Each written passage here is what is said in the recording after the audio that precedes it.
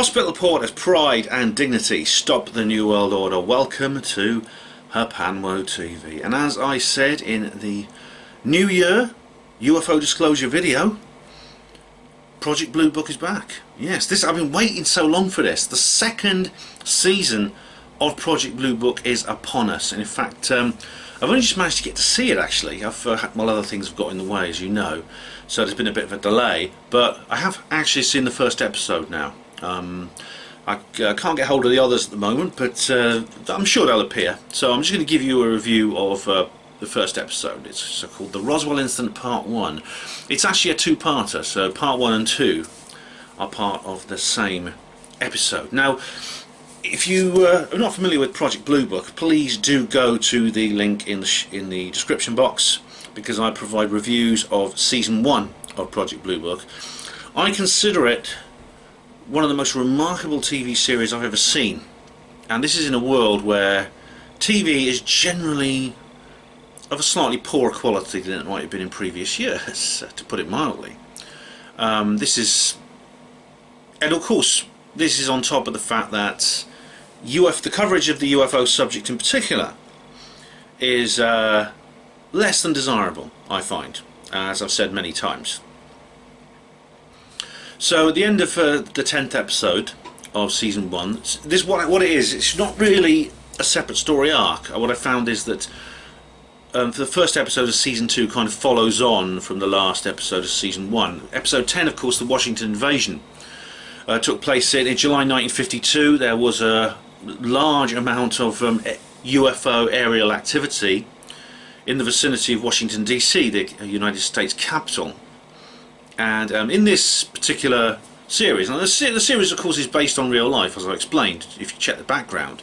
Some of the characters are real. For example, J. Allen Hynek is a real person, and he is actually played by Aidan Quinn in this particular series. Sorry, Aidan Gillen, sorry. And of course there's a bit of a sort of recap of the previous series, and that includes the fact that the Season 1 ended in a very strange way. If you remember, Captain Mike Quinn, that is J. Allen Hynek's kind of a sidekick. It's his assistant. His you know, it's like a kind of old cop, young cop kind of thing. You know, you get it in detective stories. You've got to get the sleuth, and he always has some like guy going around with him as an assistant. Usually a sort of younger guy who knows less about what's going on, and that's the kind of relationship these two guys have. There's a Captain Quinn. They're both on Project Blue Book.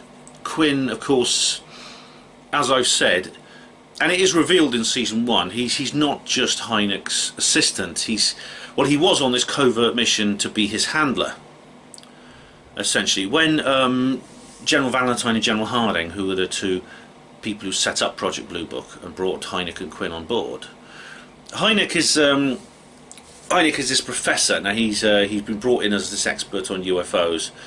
Although it's a new subject back then, they just thought he'd be a good scientist. He's kind of an astronomer, and so they bring him in as a contractor. Now, it's pretty clear that rather than leading Project Blue Book, I mean, the real J. Allen Hynek was a genuine civilian contractor to the US Air Force and was in charge of Project Blue Book. In this particular field, it's slightly different. I mean, he's generally subordinated to very often to Quinn, even secretly, and he's being very tightly controlled by Harding and Valentine. Now, it's an interesting thing that at the end of episode 10 of Season 1, it turns out that I don't want to spoil it for you. I mean, you can watch these things, but it turns out that Hynek has another plan. He's going to pretend to be the skeptic.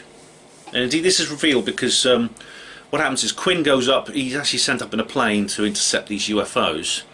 He actually sees them, and then he's told oh, he just had a vision, even though he nearly lost control of the plane and nearly died. He said, oh, you had a vision caused by was it hypoxic dementia, which is like where pilots, when they go fly too high, you get the same thing with mountaineers, because humans are meant to breathe air at a certain pressure, and when you start breathing at a lower pressure, it affects your brain, because your brain doesn't get enough oxygen. hence the gremlin phenomenon. If you ever saw that Twilight Zone episode with William Shatner, who played Captain Kirk, where the gremlin appears on the plane and starts wrecking it, that's based on real reports from pilots. And indeed, this went on until planes were designed that had pressurised cabins, and so you could breathe air at normal pressure. But the point is, they're saying that Quinn had this. He had an episode of hypoxic dementia, which caused him to hallucinate UFOs and aliens. Now, Hynek stood up in the inquiry and said, "Yeah, it's true. You know, my sidekick Mike, he's a good guy, but he lost it a bit when he was up in this sky." Now, Quinn thinks that Hynek betrayed him, but then Hynek reveals his plan.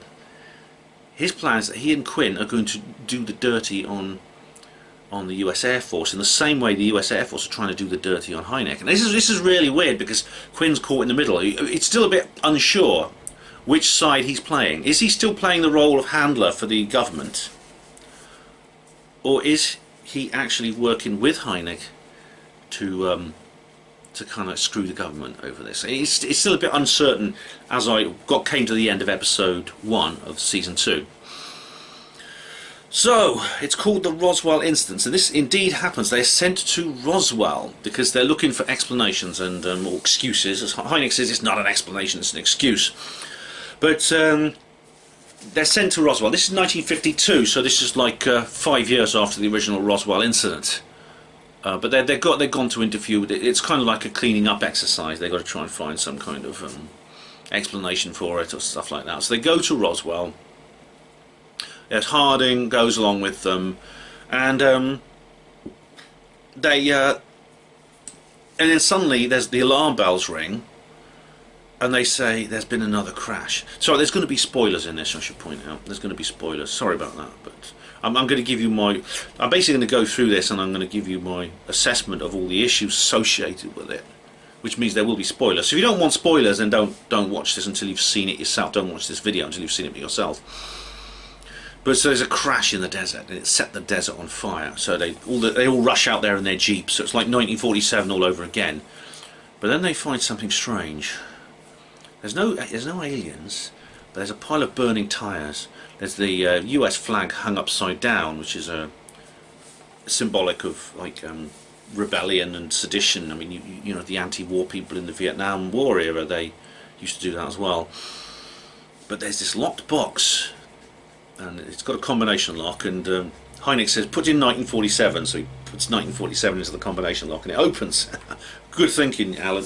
And then there's a message inside that says 9 AM tomorrow morning I'll tell everyone the truth about the aliens and things like that. And it's like, and it's addressed to General James Harding, and it's like, oh my God, what's going on? Yeah. And so it's kind of like, then it gets a little bit strange, because Hynek, they're given the job of tracking down whoever sent that message, and Harding, you can see, is really terrified because he knows something real is going on. So Hynek and Quinn are sent to like try and track them down, to interview people, do the detective thing, to pick up this guy who's threatening this, who's saying, I'm going to tell the world about Roswell, I've got decisive evidence, I'm going to reveal it at 9 AM tomorrow morning. And so the whole burning tyres thing was just to get the Air Force's attention and get Harding on the scene. I don't know how he knew Harding was there, because this is Roswell. But it turns out the connection with Harding is a bit deeper, because Harding, it turns out, is, well, he has a real-life counterpart, shall we say. But it gets a bit. Then you find out, first of all, that Hynek is keeping something from Quinn, and that he talks about his source that gives him information. But it turns out that Hynek knew more about the Roswell incident than he should have. And in today's world, it's hard to believe, it's hard to understand this. But you know, anyone who starts talking about Roswell back then in 1952, anyone who knew anything about it would say, "What's going on? How did you know about this?" Because literally, Roswell was kind of a non-event after the General Ramey empties Roswell saucer thing. That second headline, the cover-up that came out in the evening edition of the paper after General Ramey's press conference, where Jesse Marcel was humiliated and told the world was told he just found a weather balloon and made a mistake. Right? It sort of like went away for 31 years. And it only resurfaced when Jesse Marcel himself decided, after all this time, that he'd tell Stanton Friedman. So the rest is history. The fact that the Roswell Incident has entrenched itself in popular culture is pretty much to do with that. It pretty much comes from that. It comes from the fact that Jesse met Stan. So Mike Quinn looks at Hynek and says, "How do you know that?" And then Hynek says, "I have my sources." And Quinn realizes this. Quinn realizes that Hynek is keeping stuff from him, and what's more, Hynek's telling him that, which is strange. Because I mean, if I was doing that, I just wouldn't say anything. I wouldn't tell Quinn anything. But he said, "Oh, I have my sources." Now, of course, who is the source? Well, it could be that Mr. Fixer. Do you remember the Mr. Fixer from Series 1? Again, read my reviews of that, or watch the videos I made about that. Mr. Fixer is this kind of, he's like one of the Men in Black, but he's kind of a good guy. And indeed, at the end of Series 1, he finds that thing in Antarctica, and then he's not come back into the series yet, but could that be who Hynek is talking about? Or is more going on? Because you find out later, firstly you find out, there's only a couple of scenes that show this, but Susie Miller, or whatever her real name is, Susanna Millerova, whatever her name is, the Russian, the one who's pretending to be an American woman, the KGB agent, she's now moved on from Mimi Hynek, and she's targeting Quinn as a honey trap. If you remember in Series 1, Susie tries to basically corrupt Mimi Hynek, try to recruit her by corrupting her sexually. You're breaking her, using standard intelligence agency techniques. The Russians were particularly good at that. Now she seems to have moved on to Quinn, and it's hard to know. I mean, as I said previously, her that character and her performance is brilliant. That was one of the best things actually in the series, because she's this very, very beautiful, very pretty, charming, alluring young woman. But from the very moment she first appeared in it, when she sort of accidentally bumps into Mimi Hynek in the shop, in the beginning of Season 1, you just know, I can just sense there's something wrong with her. There's something sinister about her. It's very, very good acting and very good characterization. So then you get onto all kinds of other weird things. For example, a lot of the people who are familiar with the Roswell lore will recognise some of the things that happened that have been fictionalised. For example, they go to the radio station, KGFL, and you hear from the guy, I can't remember his name, the presenter, who says, "Oh yeah, I remember 1947, I nearly lost my licence because we broadcast the news." If only someone could find a recording of that, it'd be brilliant. And it turns out that what's happening is, obviously there's this plan to end the truth embargo going on. And it looks as if the person who sent Harding the message is literally someone who knows what's going on and wants to end it, and wants to do it in spectacular style. But of course, it probably, I mean, I'm not sure what's going to happen. As I said, this is a two-parter. I've only heard the first part, but it's a bit of a mystery, because if I was in that position, I wouldn't tell people 24 hours in advance I was going to do it. I would just do it. And who cares if Harding's there? Obviously, this person may have a grudge against Harding, and it's maybe because see, Harding is General Ramey, the character who in real life was General Roger Ramey, who's a commander of the 8th Army Air Force at Fort Worth, Texas, the guy who organised the press conference, that infamous press conference, where you see poor old Jesse Marcel sitting there with bits of a weather balloon in front of the world's press, pretending that he made a mistake. That's General Roger Ramey who's organised that. Now, in this series, he's Harding, and indeed, there's more name changes. For example, there are other real people in this series that are given different names in this particular episode. Like, for example, there's a guy called Connors, and Connors is Mac Brazel, Farmer Connors.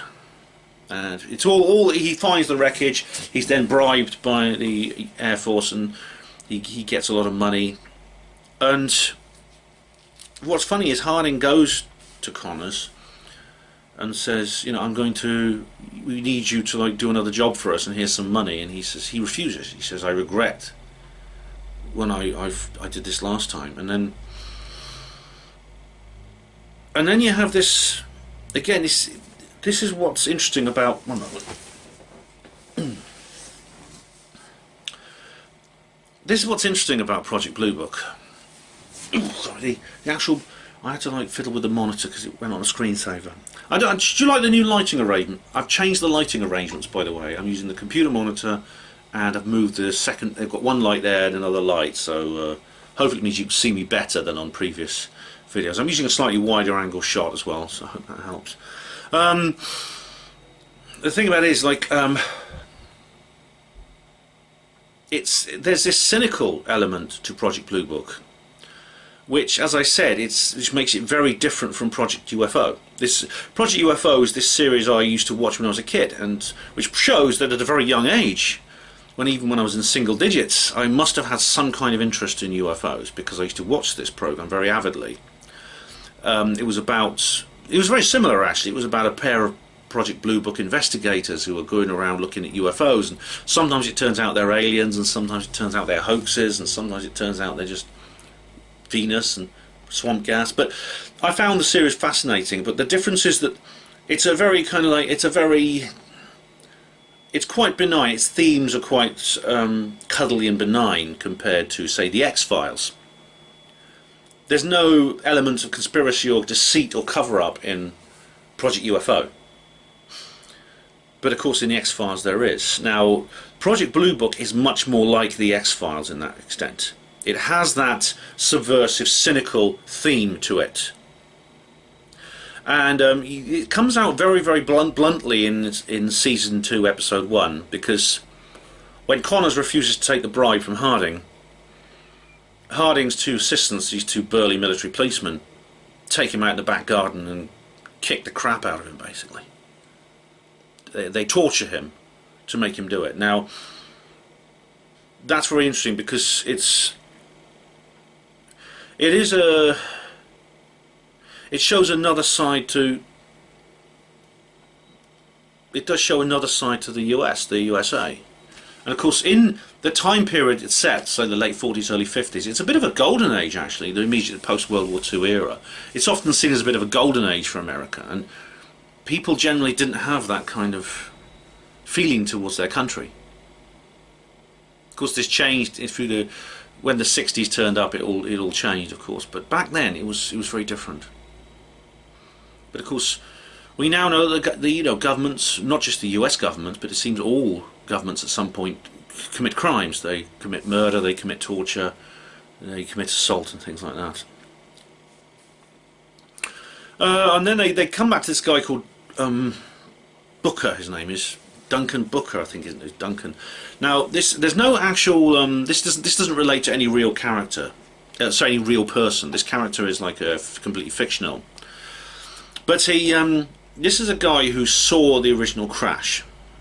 He was out though. He was like necking with his girlfriend in the back of a car in the middle of nowhere, and the craft came down. They saw the craft hit by lightning and came down. Now, what actually caused the real Roswell craft to come down is unknown.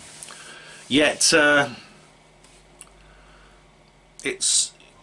people have theorised that it might be lightning, and there was a very, very big thunderstorm that night.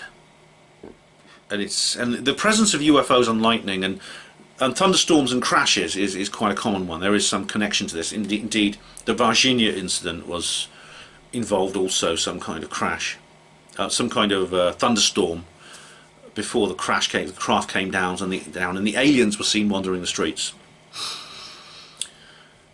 So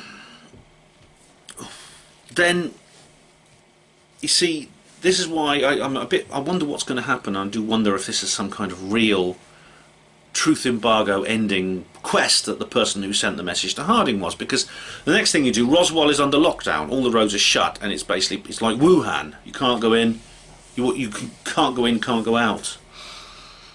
So, and then when Hynek and Quinn try to get out, someone starts shooting at them from a nearby hillside, and they eventually track this guy down. But it's interesting. But first, I should mention that Booker also reports that he was tortured by, or was threatened by the Air Force. His girlfriend signs a non-disclosure form. He refuses, and she's basically driven out of town, and he never sees her again.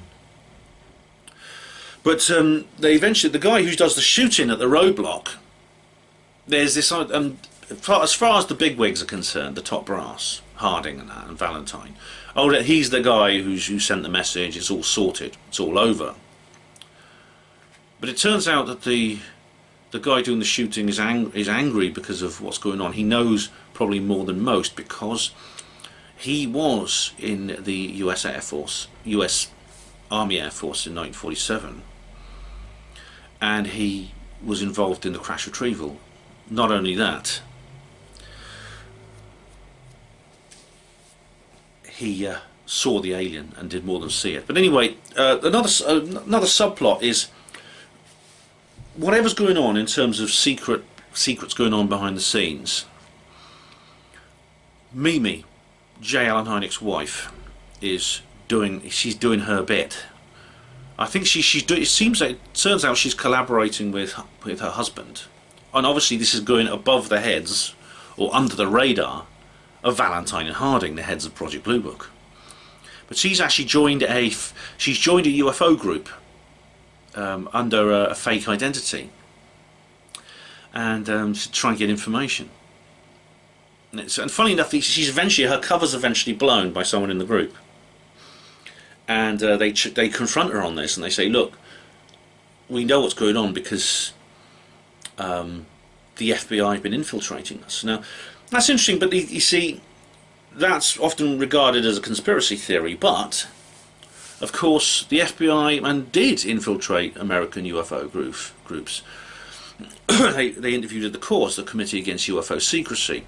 They've had people fiddling around with MUFON and all these other groups in the States. And indeed, there's reports that the same thing happened in this country. Bufora, now funny thing is, Nick Redfern has talked about this. Bufora, the principal UFO research group here in Britain, the British UFO Research Association, the equivalent of MUFON, there were MI5 agents present in some of their meetings. As long ago, since it was founded in 1962, there were various people from Special Branch and MI5 there involved, and indeed there was. If you ever look up, all you have to do is look up Project Condign and see what Nick Redfern has written about that. It's very interesting. Then of course, what happens? I'm very impressed actually that this actually did happen in this particular episode. But there is they do include the fake cover-up. Now, by that I mean what actually happened in real life. Harding calls Hynek and Quinn into the office, and they say, look, what's going on? We know something's going on. We know that you were involved in a cover-up. Everyone's talking about it. In 1947, you, General Harding, were involved in a cover-up here. And he says, he says, you know, you're accusing me of committing a cover-up. He says, you're right. And then he says, and then Hynek and Quinn are going, he's going to confess about the aliens. And he says, no. But what we were covering up was a top-secret balloon project called Project Mogul. And he said, I was waiting for it. I said, go on, Project Mogul. Say something about Project Mogul, and then he did. Because this is exactly what happened in real life. There was this thing called the Roswell Incident Final Declassification. There's even a documentary you can get on YouTube all about it. The US Air Force released a report which actually filled a large book. And it explained what actually happened in July of 1947 in Roswell, New Mexico, and the surrounding area. Was a balloon came down. Now this wasn't a weather balloon, that was a fake, that was faked. Jesse Marcel, and everything Jesse Marcel said is true. He was ordered to take part in a cover-up, but they weren't covering up aliens. They were covering the fact that they had this balloon, a very, very special balloon. It was actually the largest unmanned balloon ever flown. It was about 800 feet high or something. And it had on board special instruments that were designed to pick up infrasound, very low frequency sound waves from special, special area parts of the atmosphere where infrasound is transmitted over a large area. And the reason was, even as long ago as the end of World War II, on Operation Paperclip, the Americans knew that the Soviet Union had the ability to create the atomic bomb. Which the Americans, up till then, they developed it, they built one, they dropped it on Hiroshima and Nagasaki. But they knew that the Russians got it too, because they got the German scientists and they had the technology and things like that. And so they were listening. This device was meant to listen for the very low frequency echoes of nuclear explosions. And one of these balloons came down near Roswell, and there was a massive emergency to get it undercover before the Soviet spies in the area, and there were plenty of those, no doubt, got hold of it first. They realised what was going on. And that, ladies and gentlemen, is the Roswell Incident. It was nothing to do with aliens. It was just this spy balloon, and that's all it was. And all it was. It was a very highly classified Cold War electronic espionage mission. But it was completely terrestrial. There was nothing alien about it. Male cow excrement, basically. It's a massive 500-page lie, this book, and the reasons why Project Mogul is not true, well, Stanton Friedman's talked about it, Don Schmidt, many other people. I've covered this in previous videos, I'm not going to repeat myself now. But basically, Project Mogul is just a larger, more sophisticated weather balloon story. It's just a deeper level of the cover-up. It was put out there because people didn't believe the weather balloon story, and Friedman was doing his stuff, and that book by Charles Berlitz, and that came out. I've got a copy of it actually. It's a very interesting. It's a very interesting book. The Roswell Incident by Charles Berlitz and William Moore. Now you can get a PDF of this, I think, but it's very old. It's a very old book. I think it came out in 1981. I think this is actually a first edition. I picked this up from a stall, and it's an absolute collector's item. 1980, first edition, 1980, and I picked that up from a stall. And it was it was co-written by William Moore. Of course, I know he turned out to be a shell, I know. But a lot of the research was done by Stanton Friedman in his interview with Jesse Marcel. But the point being, the point here is that it was only with the publication of books like that, and all the other things you've seen about Roswell since then, because once Friedman had done his stuff, and this book was out, Roswell just exploded into the public consciousness. And sooner or later I got hold of it, and well, you know the rest. But they had to say something to diffuse that kind of interest, because the level of public interest went beyond the standard ufological community. So what are we going to do? What are we going to do? They've rumbled us on the weather balloon story. What the hell are we going to do? And so they came up with just a rather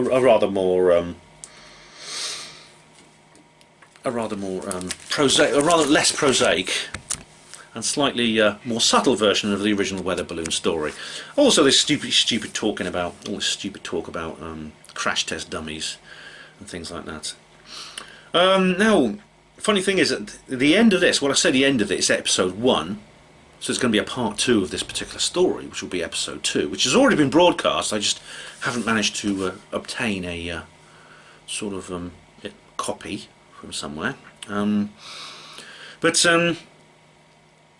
It's you find out that the shooter, the guy who's been shot up the roadblock and was then captured.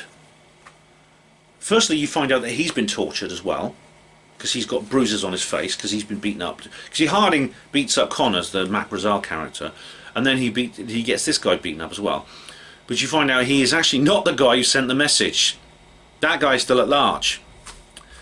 And but he says that when he was in the US Army Air Force and he was at the Roswell Incident, he says, I was standing guard over this crash flying saucer, the one that the couple saw, who the guy Booker, his girlfriend, and he saw. And he said, I was told to shoot anyone who came close who wasn't authorised, but then I saw this guy running away and I shot him, and I shot at him like I was ordered. I went up and I realised it was an alien, and I buried him out in the desert, and he's out there now. I buried it. So there's a buried alien somewhere, we found out. My God. And because he says there were 2 crash sites, which of course there were 2 crash sites. There was the debris field that Mac Brazel found, And then up near Corona there was the second crash site where there was a saucer that came down, and that's where the aliens were found, and that happened in real life as well. And then as this very dramatic scene, this climactic scene, I told you there'd be spoilers. This very last minute, you hear this warbling siren and everyone starts running around in the base. And the very final scene is you see this flying saucer that's crashed in the middle of Roswell. Or it's hard to say, because you see Booker, this guy witness, he built himself a fake flying saucer. You think it's a real one at first because he's got it in his back garden under a tarpaulin, but it turns out it's like not a real one. But he's obviously a troubled man, and he built, well, we told he built, it may not be, it may actually be a real flying saucer. It's all uncertain at the moment. But it turns out there's some kind of thing in his back garden that might be real or not. We don't know. Hynek says it's not real. It may turn out to be real, because this thing suddenly appears in the middle of Roswell, and that's the end of the episode. And well, I don't know. As I've said, you know, you might think, well, this is obviously going to be a disclosure moment, because you can't cover up a UFO crash in the middle of a city. Well, you can actually. I've talked about this in my Nottinghamshire Roswell video. I do wonder if there's anywhere where you could actually have a UFO crash and it could not be successfully covered up, because I mean they covered one up in Nottinghamshire in 1987. They covered one up in a large town of 100,000 people, Varginha, in Brazil, in 1996. There's several other examples.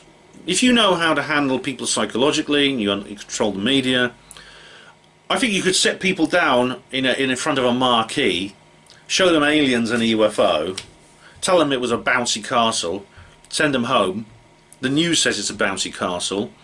All your local politician says it's a bouncy castle. Celebrities say it's a bouncy castle. How many of those people will not then go and say, "Yep, it was a bouncy castle"? I've talked about this in my cancer cures video. It's the Milgram experiment. It's tacit collaboration. But we don't know that because I haven't seen episode 2 yet. That's coming up soon.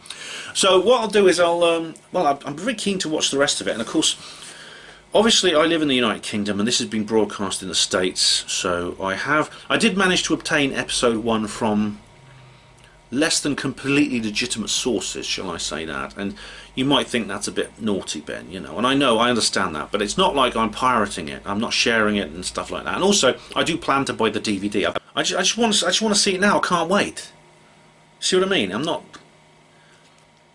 So as soon as I've watched or found some way to watch the other episodes, because we're now up to, at the time of broadcasting, we're up to episode 5 now of the series season 2. So that's how many have actually been broadcast on TV. The rest of it will come out later. It's actually yep, it's 10 again. It's 10 episodes, just like previously. So what I'll do is, as soon as I've watched them, I'll do reviews of those too. But in the meantime, I'm impressed. I am impressed. Generally, I think this first episode has been a great rebound. It's been a great immersion into the Project Blue Book universe, which is incredibly like the real UFO universe. But as I said in my reviews of season 1, it's incredibly exopolitically aware. It makes no bones about it. Aliens are real. There is a cover-up. This is left completely unequivocal. So it's not even as vague as some of the X-Files scenarios are. And this is coming at a time where the way UFOs are being portrayed in the media, the real UFO phenomenon is changing. It's changing significantly. As I said in my last UFO disclosure video, link in the description box. So I'm wondering what effect this new series is going to have on the public. It's currently being broadcast in the States. It's in the middle of its run. It'll then come out on the History Channel here in Britain. And I think it's going to have some kind of impact. It's got to have some kind of impact. And this, of course, will then it'll go full circle, and it'll have some kind of reverberation on the real UFO phenomenon, how it's portrayed, and how maybe even government policy towards it. that's something we'll have to wait and see how that goes, and it's something I'll discuss in a future video.